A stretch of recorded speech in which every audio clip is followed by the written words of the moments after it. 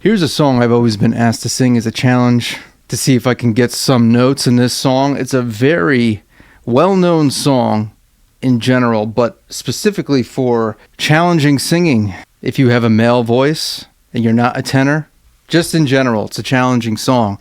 That's Boston More Than a Feeling. And I want to go through this song and try some things out and point some things out with the vocals as we go. I'm sure a lot of you know this song already, but for those of you who don't and you want to hear it uninterrupted, I put the original link directly below in the description. But for now, we're going to pick apart the vocals and kind of just feel it out here.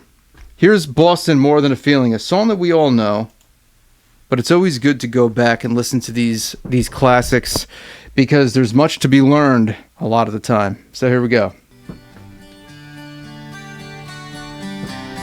Yeah.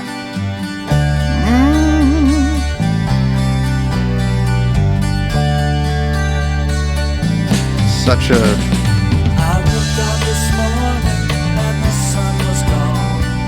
Turned on so iconic. music to start my day. And lost myself in a That guy's mustache, man. That's a mustache. song. I closed my eyes and I slipped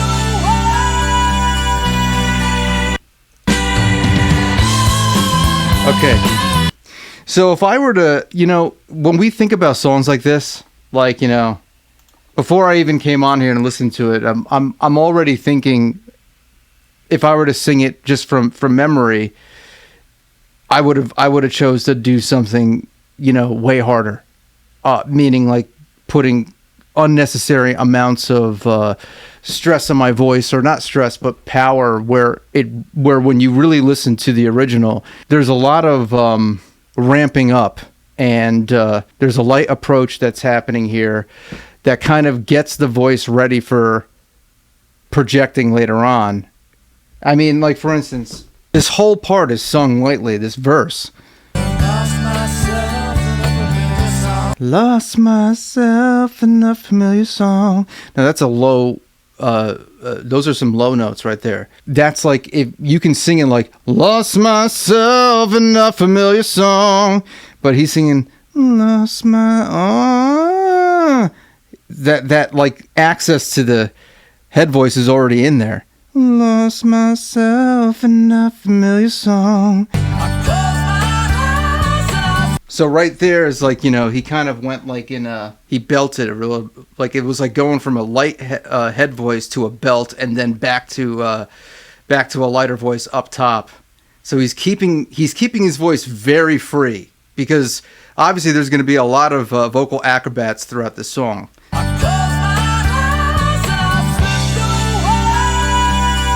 I close my eyes, close my eyes. And that last part is a why is like a mix. And it's actually, that's a little bit more open than what he's doing. Way! He's kind of going more like that. Way!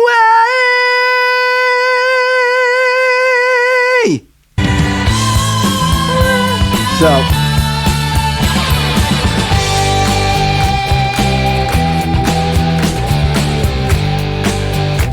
all right. Iconic riff, which was later influenced Nirvana.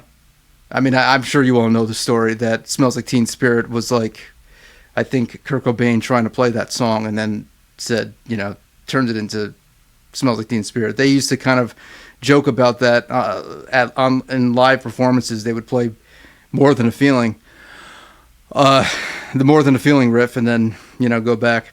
It's funny though, because not to go too off topic, but when I first heard Smells Like Teen Spirit as a kid, I thought the first time I ever heard that was when I listened to my brother and his friend group, when they first started playing instruments at 10, 11, 12 years old.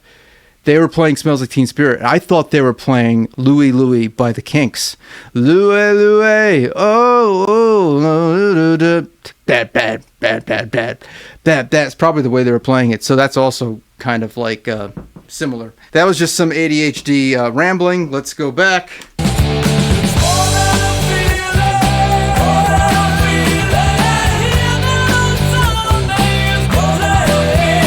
See, I always love watching people, not only listening, but watching, because look how absolutely relaxed they are singing, especially the lead vocalist. I've been a dreaming. He's kind of making sure that he's not going too hard on that. Not going, I've been a dreaming. Because then he wouldn't be able to go up to the next part. Oh, till I see Mary and walk away.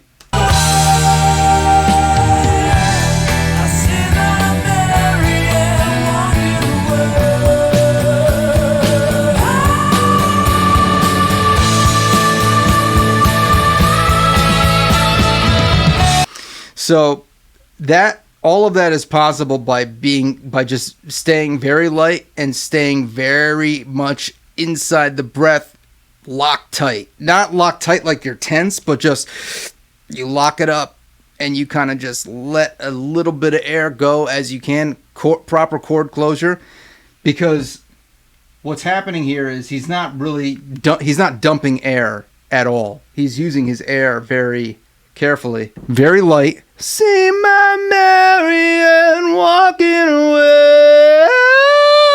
Does that flip?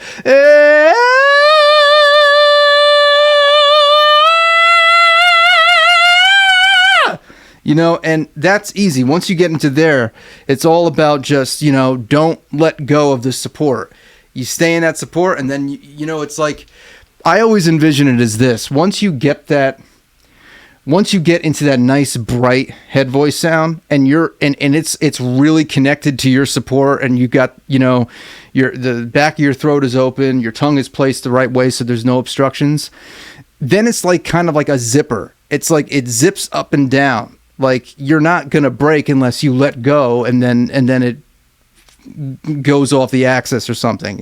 That's kind of the way I've always envisioned it, and it's helped me. Again, you know, the reason I've been doing this, I've been watching some of the, you know, I had another video where I did this for Quiet Riot, and watching these vocalists, like watching Boston, watching Quiet Riot, has really helped me. Kind of like if you sit and you listen and you watch, it'll reteach you certain things or reinforce certain things that you may have known, or maybe you're going to learn more. And this is what a lot of singers in the past, not only myself included, but you name any singer, I mean, before they ever even took a course, before they ever had a vocal lesson, they were emulating what they were hearing and seeing. And, you know, it was all trial and error. And that's basically, you know, what I do and what I've done.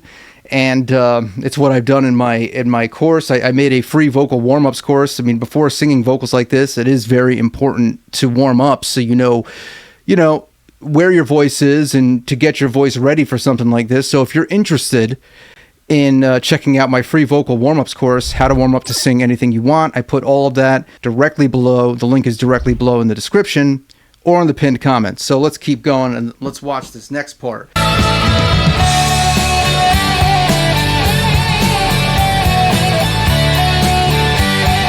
Iconic. Super iconic.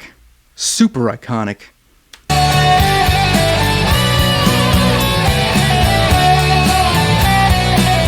All the mustaches. I mean, everyone's got a mustache. This is just, you know.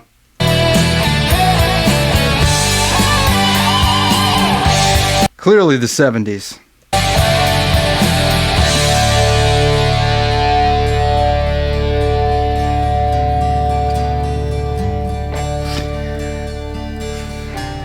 I think this is the big. When I'm tired and thinking cold, I hide in my music, forget the day, and dream of a girl I used to know. See, all of that, I guess he was looking at the girl he used to know. But, I mean, all of that is very light, kind of reminds me of the Beach Boys a little. All that I used to know, which is going to be important because we're going up in the next part. I closed my eyes and she slipped away.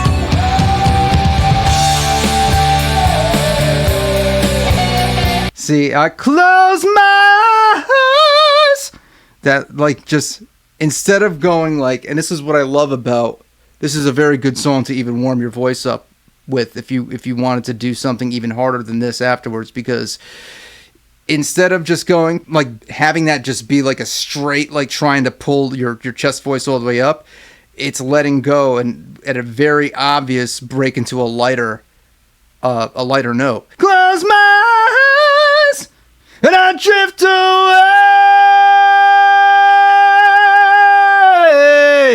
And then this is the next part is you know, that note right there was, you can afford to kind of lean into it a little bit. But if you noticed when he's singing, he's still keeping it pretty light because he's got to go back up. Close my eyes and she slipped away. Way.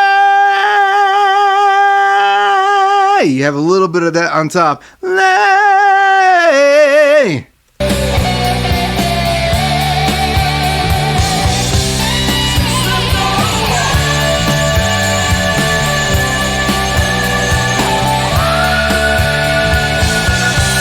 Okay, that's interesting. Well, you notice his tongue placement. Slipped away! So you notice I was kind of like, you know, there's, you might see me do it. Like there's like, I have like a taco tongue. It's because I'm keeping my tongue, like the tip of my tongue, like pressed up against my bottom teeth.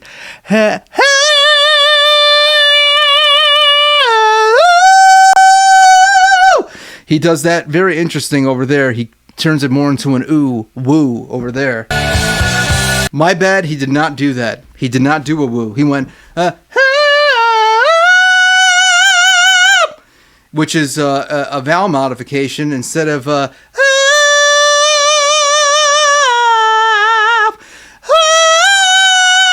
he's putting it more front over here, kind of like a you know, hooking into your nose kind of, or into your face rather. Now that's a sustained note too, and again, it's because he's pacing himself, he's in his breath, and he's just.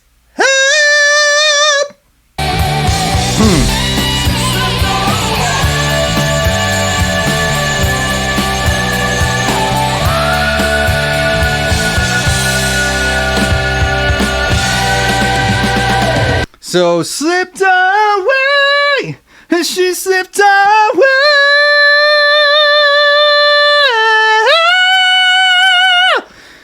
That's kind of difficult to do. That is fucking hard, man. Holy shit. Now, a singer like Brad Delp, may he rest in peace, he had one job: to sing like Brad Delp. This is the other thing you need to understand, like, when you're curious about singing in different styles, like I have maybe, or you want to kind of expand on your range, you have to remember that certain types of vocals, the masters of certain vocals, they had focused on just that their entire career, their entire lives. That's all they had to do. So, you know, this guy obviously is seasoned to do this, you know, and this is not just something that you can, you know, come over here and try to just do like in one shot without practicing and without training consistently within that muscle memory and coordination of your voice, you know. But that's really impressive.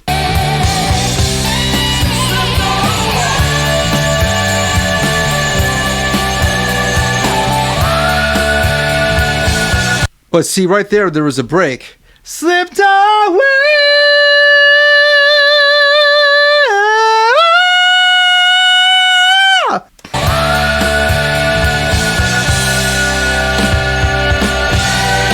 That is so impressive.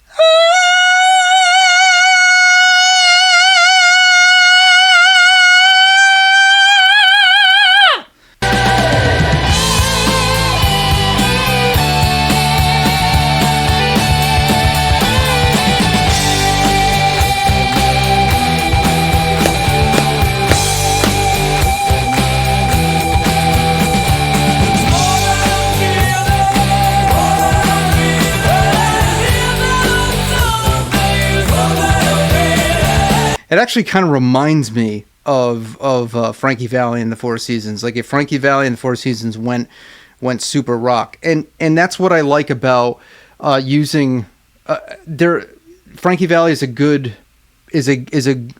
reference point for me sometimes to bring me back to clean my voice up, because that is, I really do believe, at the base of a lot of this kind of singing, is like when you take away the grit and all the extra power that is through resonance over time with muscle memory and coordination, it is just like this really like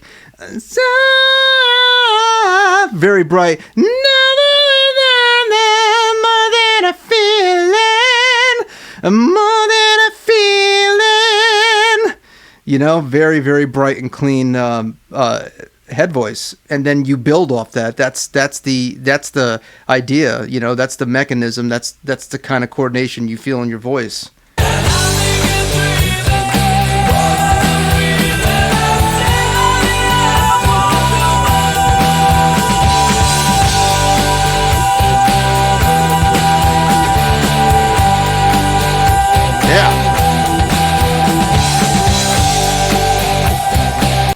Yeah, man.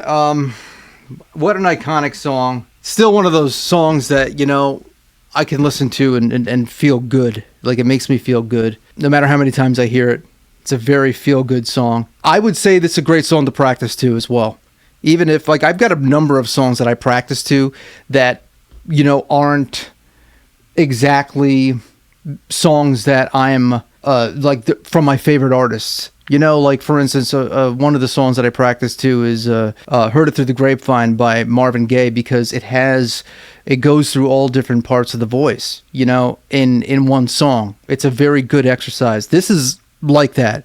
More Than a Feeling could be a great exercise and a great way to warm your voice in and of itself if you pace yourself and you're conscious of, like, you know, singing lighter and kind of allowing yourself to just feel it out and not push too hard. So before singing anything like this, as I said, speaking of warm-ups, it's important to warm your voice up, and I created a free vocal warm-ups course called How to Warm Up to Sing Anything You Want, and I put that directly below in the description and in the pinned comments. So if you want to explore the capabilities within your voice with me for free, check that out. And thank you for watching. This was more of like a exploration, feeling it out type video. I've been doing more of these lately because I've been really interested in just reconnecting to the craft. Sometimes when you post a lot of content and doing this, like, first time listening videos and watching other people sing, you know, it's like you can get sidetracked in my own experience. Like, sometimes I feel like I've been sidetracked of why it is that I started doing these videos in the first place, and why did I come on YouTube? Because when I came here years ago, I wanted to promote myself as a singer and then eventually become an artist of my own. And it is something that, it's a long process, and it's something that I've started to do in the past year by releasing original music. But a big part of that has also been reconnecting to myself as a vocalist and where I got my start and where my passion was in certain styles of music and how I started and what did I do. And this was it. What you see here today is exactly what I did for years, on top of taking some detours here and there and a course here and there and talking with vocal experts here and there.